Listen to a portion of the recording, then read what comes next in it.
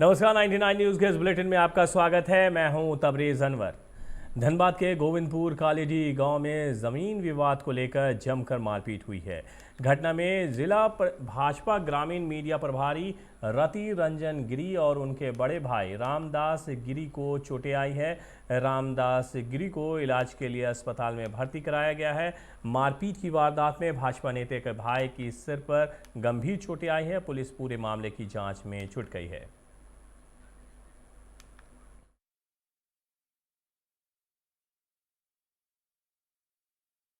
हम लोग चुपचाप से शांति से घर के सामने खड़े थे, तो उसी बीच जो आरोपी हैं उन लोग कुल्हाड़ी, लाठी, डंडा, पत्थर, ईंटा से लेके एक बार हमला कर दिया, जिससे मेरे भाई को काफ़ी चोटें आई हैं। उनके सर पे 9 टाँके लगे हैं, हाथ टूट गया है, मुझे भी सर पे चोट लगी हुई है। और इस तरह का कृत्य करके उन लोगों ने हम लोग के साथ किया है। जो खबर हम आपको दिखाने जा रहे हैं वो बरबड्डा थाना क्षेत्र के फूफू आरडी की है, जहां ज्ञानचंद्र सौ नामक एक बुजुर्ग शख्स ने न्याय की गुहार लगाते हुए शिकायत दर्ज कराई है। उन्होंने कहा है कि उसके ज़मीन को जबरन दबंगों और उनने कब्जा कर घेराबंदी कर रखा है, जिसकी शिकायत के बाद भी पुलिस कुछ नहीं कर रही है। लगातार सरकारी बाबुओं और पुलिस के पास चक्कर लगाने के बावजूद अब तक उसे कोई सहयोग नहीं मिला है।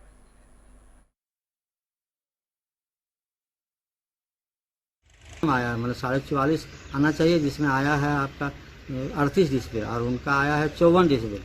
और वो जबरन मेरा वो ज़मीन जो है से घेर करके तिरपाल ओढ़ा करके ज़बरदस्ती जो है ना उसमें कंस्ट्रक्शन का काम कर रहा है, घर बना रहा है।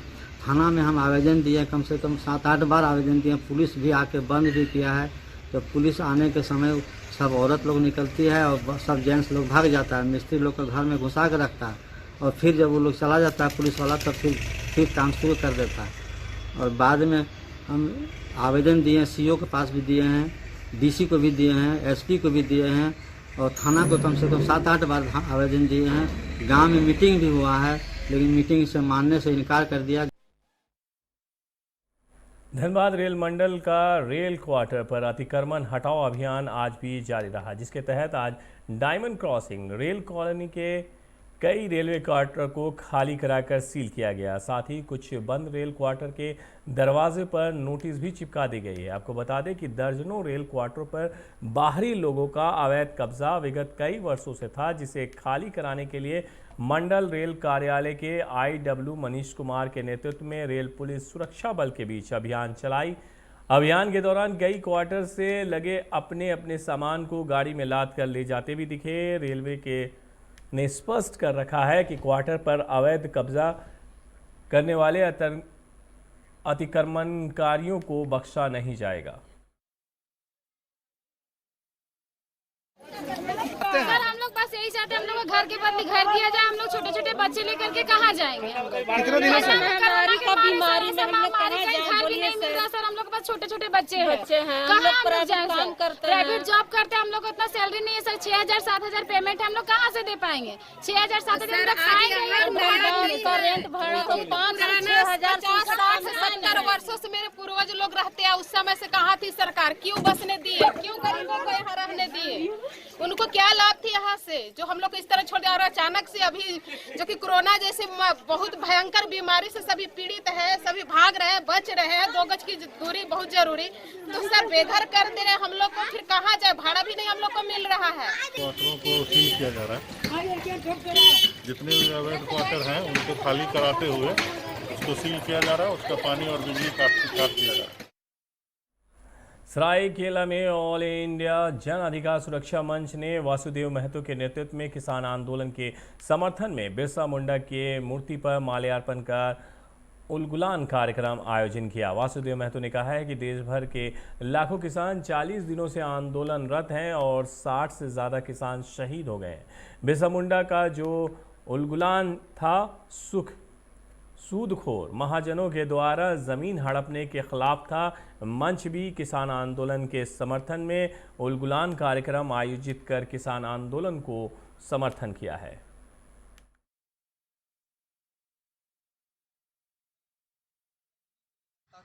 दिल्ली के चारों ओर बॉर्डरों में लाखों लाख किसान आज 40 दिन से ज़्यादा हो गया और 60 आदमी से ज़्यादा शहीद हो गया। यह जो आंदोलन चल रहा है, ये आंदोलन को देखते हुए बिरसा मुंडा का जो जीवन का संघर्ष था, वो संघर्ष भी सूदखोर, महाजनखोर, ये सब के खिलाफ, किसानों के जमीन हड़पना, ये सब को लेके ये आंदोलन चलाया था। ये इनका आंदोलन और किसान का आंदोलन कोई अलग बात नहीं है। आदिवासी संथाल समाज में सोहराय पर्व का बड़ा महत्व है। ये पर्व पूरे माह मनाया जाता है, लेकिन मकर संक्रांति से एक सप्ताह पहले से ये पर्व अपने परवान पर होता है। ये पर्व अपने पूर्वजों के याद में आयोजित होती है। साथ ही ग्राम देवता की भी पूजा की जाती है। निरसा के रामकनाली बराईगढ़ा में भी इस मौके पर लोगों में खासा उत्साह देखा गया, जहां ढोल मांदर की थाप पर संथाली लोग थिरकते नजर आए।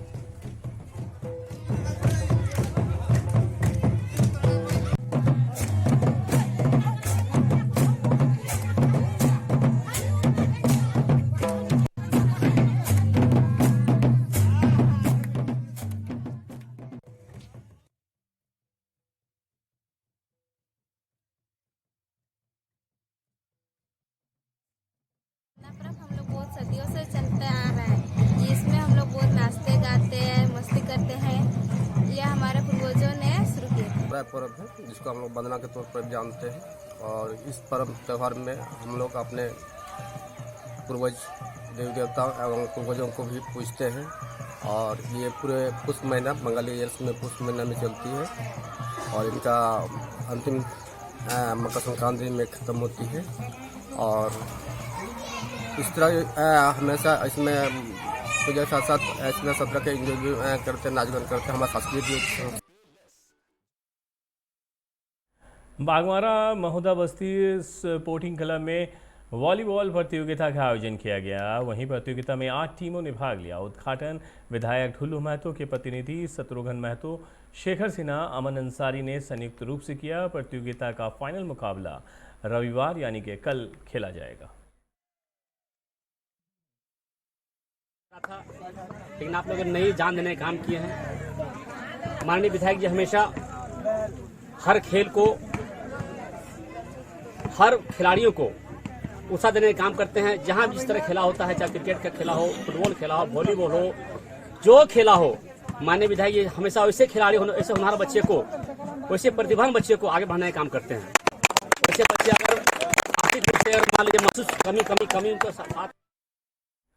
धनबाद एसडीएम सुरेंद्र कुमार आज निरसा प्रखंड परिसर पहुंचकर अंचल अधिकारी के कार्यालय में औचक निरीक्षण किए। मौके पर उपस्थित एसडीएम सुरेंद्र कुमार ने बताया है कि ब्लॉक में बनने वाले तमाम ऐसे प्रमाण पत्र जैसे कि जाति प्रमाण पत्र, आय प्रमाण पत्र, जमीन का म्यूटेशन समेत जितनी तरह के सरकारी प्रमाण पत्र जो ब्लॉक परिसर से निर्गत की जाती है, उन सभी का औचक निरीक्षण किया गया है। वो सही समय पर आवेदकों को प्राप्त हो रहे हैं या नहीं। कई आवेदकों द्वारा शिकायत मिल रही थी कि इस तरह के प्रमाण पत्र समय अवधि के बाद भी लंबे समय तक नहीं बन पा रहे हैं। उन्होंने निर्देश दिया है कि सभी तरह के प्रमाण पत्रों का वितरण समय सीमा के अंदर किया जाए। 30 डेज से ज़्यादा लंबित हो जा रहे हैं, तो उसकी तकनीकी को देखिए क्यों हो पा रहे हैं, क्या कर्मचारी नहीं काम कर पा रहे हैं या तकनीकी क्या कारण है। तो उसी चीज़ों को लेके आज जब मैं अंचल आया हूँ तो पता चला कि यहाँ पे 23 ऐसे मामले थे जो 30 दिन से अधिक म्यूटेशंस के मामले लंबित थे। बातचीत से पता चला कि लोगों ने बताया कि तकनीकी कारण जो हम लोग का सॉफ्टवेयर में है उसके कुछ तकनीकी प्रॉब्लम्स हैं जिसके चलते ये फॉरवर्ड नहीं हो पा रहे हैं, जबकि इसकी शिकायत इन लोगों ने अपने जिला में जो देखते हैं इसको, उनको उन लोगों ने सूचित भी किया है।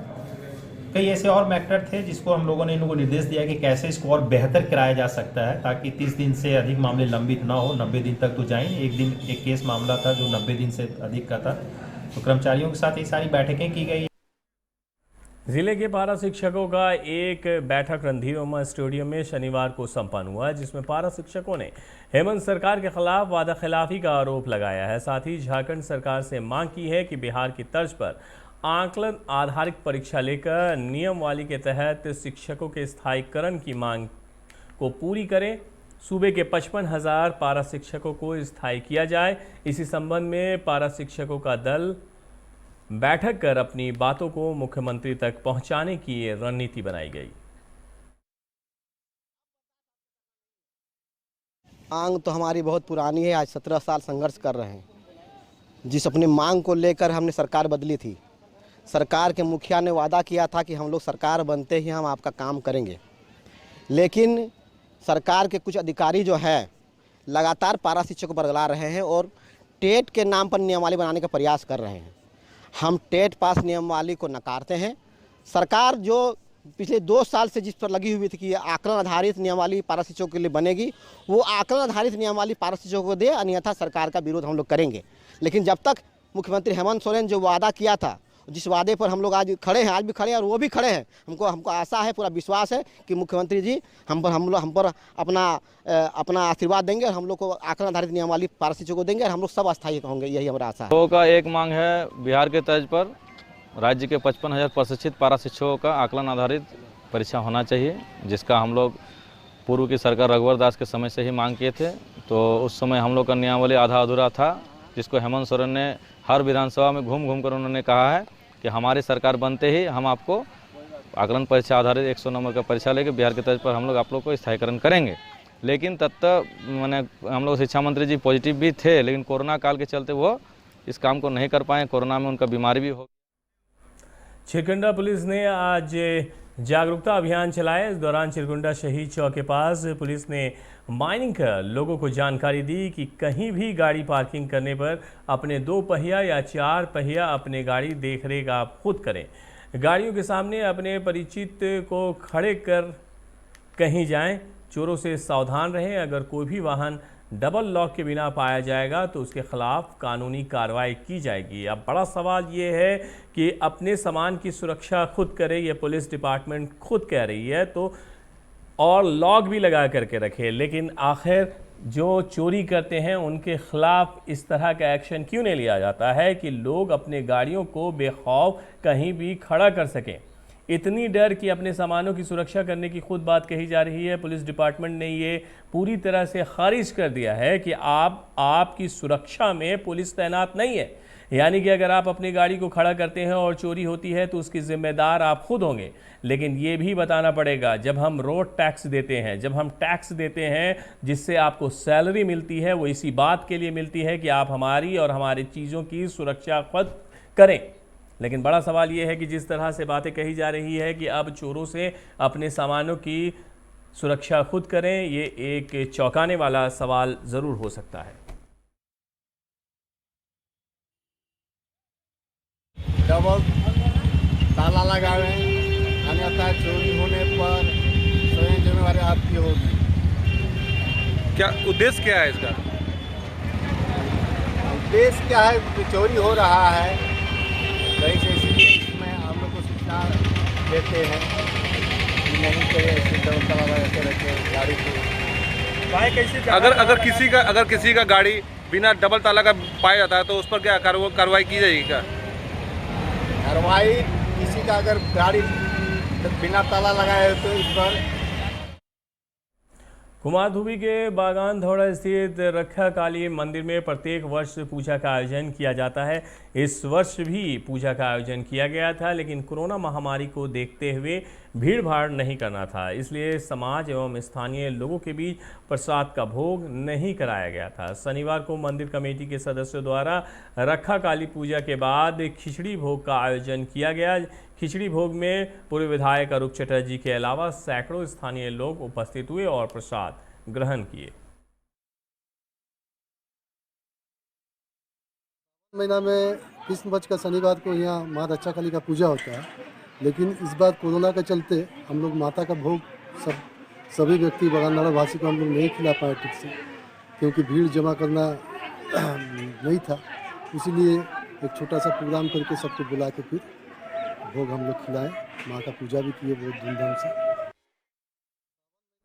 खबरों में फिलहाल वक्त है एक छोटे से ब्रेक का। ब्रेक के बाद जब वापस लौटेंगे तो बाकी खबरों से आपको कराएंगे रूबरू। आप बने रहिए 99 न्यूज़ के साथ। Who's just been crowned, I can brighten up your day, 'cause 'cause I'm so sunny. Hey, I'm sexy Mr. Brown, heading out to town. You can hate me all the way, 'cause I got my honey. And that's not funny, my honey. Makes me sing all night.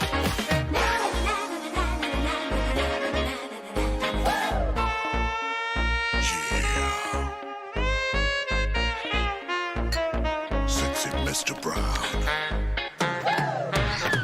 Your wait for sheer extravagance is over. Presenting Kia Carnival. Bookings open.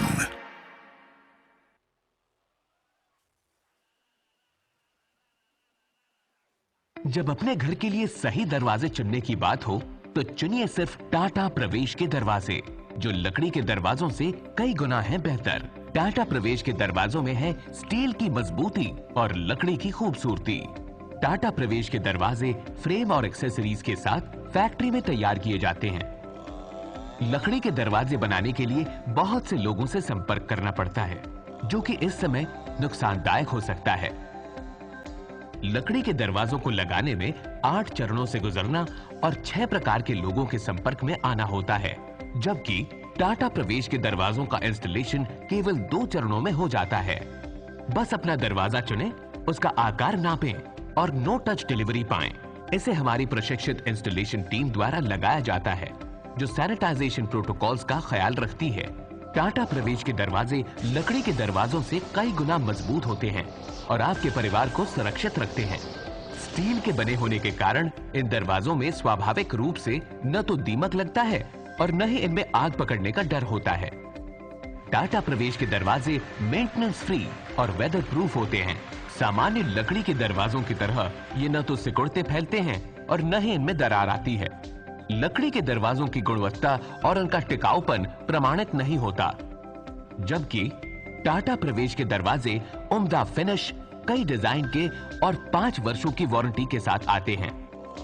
एक बात और, लकड़ी के दरवाजों के लिए जंगलों की कटाई होती है, वहीं दूसरी ओर टाटा प्रवेश के दरवाजे पेड़ों को कटने से बचाते हैं तथा ये 100% रिसाइक्लेबल होते हैं। अब ये आप पर है कि आप अपने घर में कौन सा दरवाजा लगाना चाहते हैं। बेस्ट चुनिए, टाटा प्रवेश के दरवाजों और खिड़कियों को चुनिए।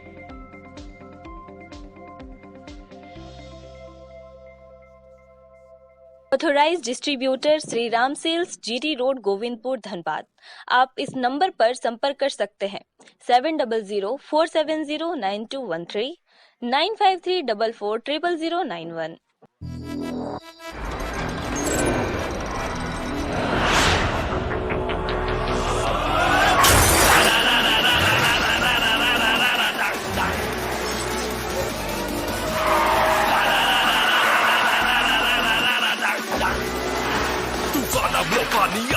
Room, I go into your song. Can you catch me? No. Can you match me? No. Make मुझे album the roads.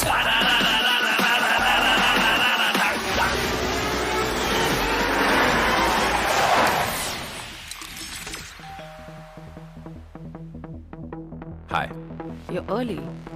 I know. XUV 300. Authorised dealer model fuels, Dhanbad, Bokaro, Giridih. आप इस नंबर पर संपर्क कर सकते हैं 8929207235, 8929207236, 9711355896। जय टीएमटी, भरोसा अटूट एवं सुरक्षित निर्माण का।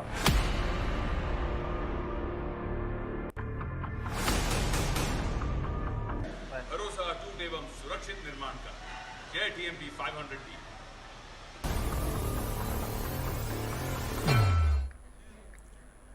ब्रेक के बाद 99 न्यूज़ के इस बुलेटिन में आपका एक बार फिर से स्वागत है। बढ़ते हैं अगली खबर की तरफ। पर्यावरण संरक्षण और स्वच्छ वातावरण को लेकर बाघमारा के रवि महतो स्मारक उच्च विद्यालय महोदा में जागरूकता कार्यक्रम आयोजित किया गया, जिसमें 10वीं कक्षा के सैकड़ों छात्र छात्राएं शामिल हुए। इस कार्यक्रम में मुख्य रूप से महोदा इंस्पेक्टर राम प्यारे राम उपस्थित हुए। उन्होंने कोविड-19 से बचाव, स्वच्छ रहने की सलाह, व्यायाम एवं स्वच्छ खान पान पर विस्तार से जानकारी दी। उन्होंने कहा कि पढ़ाई के साथ साथ माता पिता, गुरुजनों एवं बड़ों को सम्मान दें उनके बताए रास्तों पर चले, तभी आप अपने मंजिल तक आराम से पहुंच सकते हैं।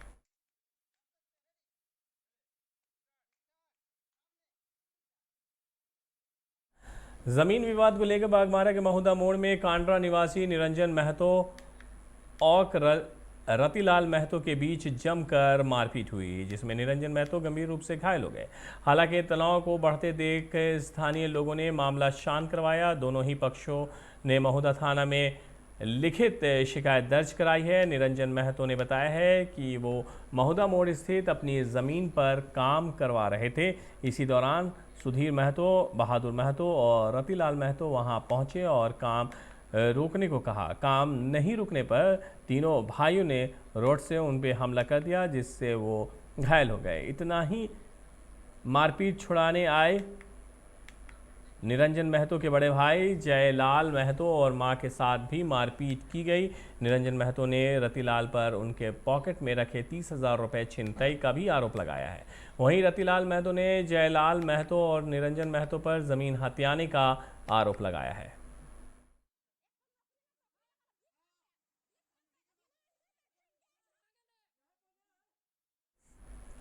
$99 न्यूज़ के इस बुलेटिन में मेरे साथ इतना ही। मुझे दीजिए इजाज़त। अपना बहुत ख्याल रखिएगा। नमस्कार।